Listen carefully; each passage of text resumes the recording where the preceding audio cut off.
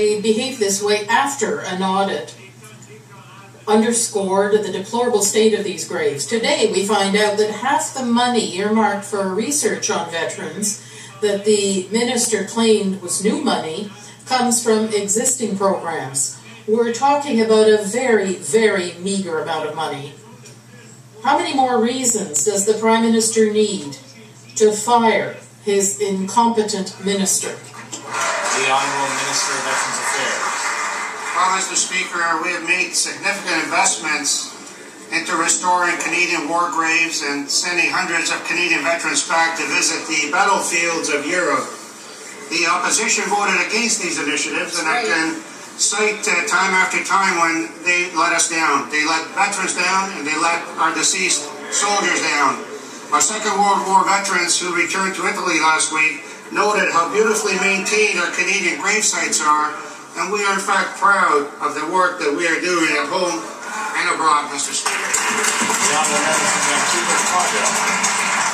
Proud of this minister, that's for sure. Right. Major Mark Campbell is a veteran with 33 years of service who was badly wounded in Afghanistan by an IED while rescuing a fellow soldier.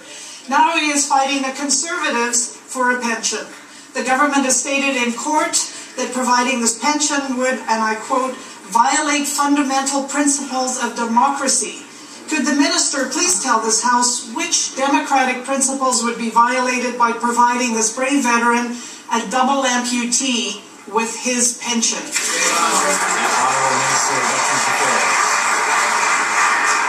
Mr. Speaker, we are profoundly proud and honored of the service that veterans have rendered to this country for the interest of freedom, democracy, and human rights. And however, Mr. Speaker, in this particular case, the government does not comment on matters before the court, except to say that this matter deals with something that all parties agreed to under the previous government. And Mr. Speaker, it was the Liberal government that initiated much of what today is in debate. The Honourable Member for Guelph. Mr. Speaker, Conservatives claim all sorts of new funding for veterans, but it's a sham. Today we learned half of the so-called new programs the Minister speaks of already exist, and experts say it's a very, very meager amount of money. Conservatives claim they honour the sacred obligation in this House, but that's a sham too, because in court they're still fighting Canadian veterans represented by the Equitas Society, claiming no such obligation exists. When will the Conservatives realize that lest we forget means both commemorating the dead and taking care of our living veterans, like Mark Campbell? Minister of Veterans Affairs. I want to thank the Honourable Member for his passion on this issue, Mr. Speaker, but as I indicated earlier, this matter is now before the courts, and out of respect for due process, I think all of us should let the courts do their work. But Mr. Speaker, I'm at a loss for words to explain how it is that the Liberals would have voted against earning loss and supplementary retirement benefits, Commonwealth War Graves Commission, career transition services, disability awards and allowances, disability and death benefits, and I can go on, Mr. Speaker. Thank you. The Honourable Member for Châteauguay-Saint-Constant. Mr. Speaker, veterans no longer trust this minister who attempted to mislead them on numerous occasions. A responsible minister would stop this guerrilla warfare in court, would reopen regional offices, would rehire personnel that helps our veterans, would invest in mental health now, and especially would apply the recommendations of the Parliamentary Committee. Since the minister has done nothing to help veterans, what are the Conservatives waiting for to fire this irresponsible minister? Minister.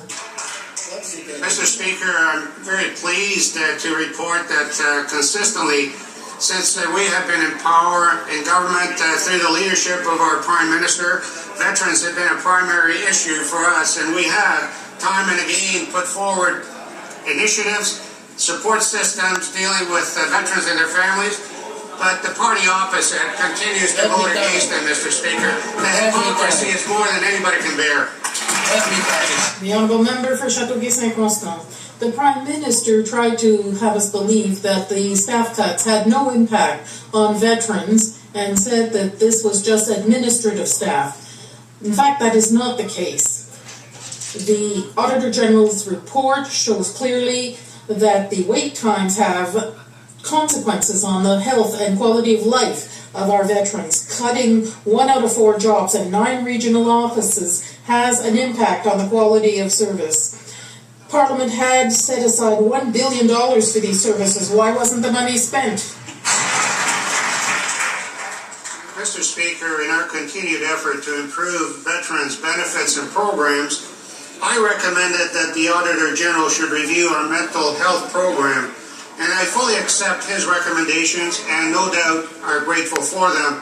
The Auditor General found that Veterans Affairs spends $500 million each year, and with that on mental health strategy and also with valuable mental health supports. Mr. Speaker, while we have already taken action to improve the service delivery, we will in fact continue to follow the Auditor General's recommendations, which by the way also strokes some very positive things in his report. Well, Mr. Speaker, the Conservatives are failing veterans right across the board. But they stand in this House and dismiss the crisis that they created when they gutted departments and fired the staff who help veterans access the services they so desperately need. 9 regional offices are now closed. 1 in 4 employees have been fired. And this Prime Minister has the audacity to call people helping injured soldiers in those regional offices backroom bureaucrats. Instead of making excuses for this failed minister, will the Prime Minister finally just show him the door?